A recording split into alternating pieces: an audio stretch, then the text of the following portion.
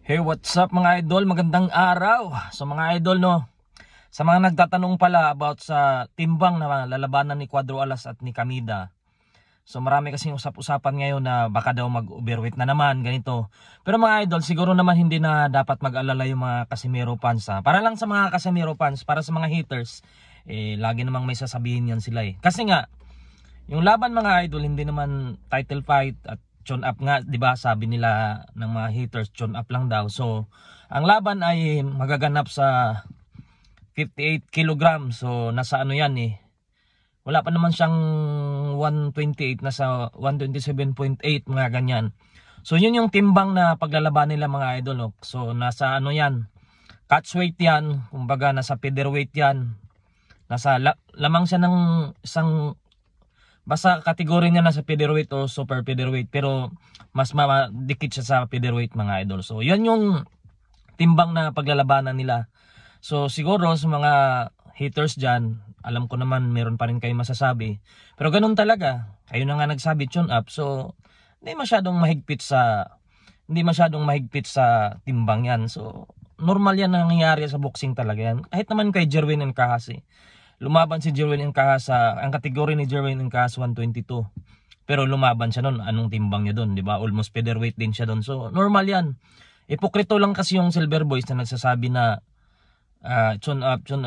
Ganun talaga pagdating sa mundo ng boxing, ganyan yung laban 'yan. So hindi naman sa Japan yung laban, sa Kyrgyzstan yung laban.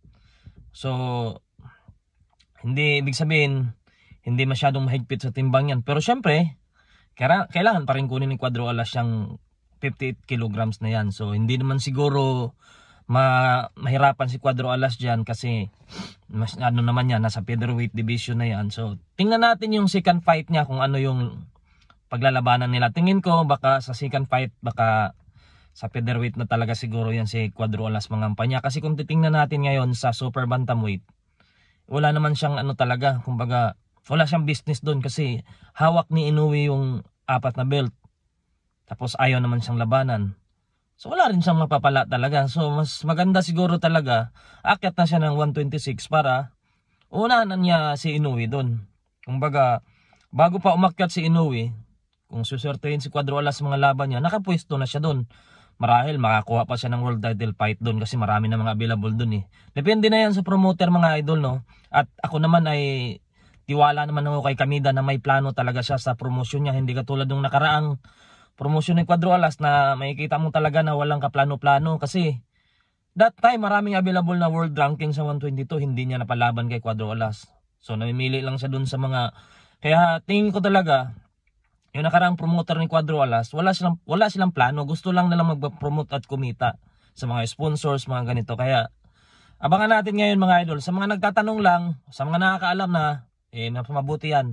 Sa mga hindi lang nakakalam, ang timbang na paglalabanan ni Cuadro Alas ay 58 kilograms or 127.8 pounds. So sa mga magsasabi dyan na bakit ganon ang timbang, kasi nga mga idol, plano na nilang umakyat ng featherweight. So tingin ko pinaghahandaan na nila yung katawan ni Cuadro Alas na lumaban sa 126 pounds. So 127, magkadikit lang yan sa featherweight.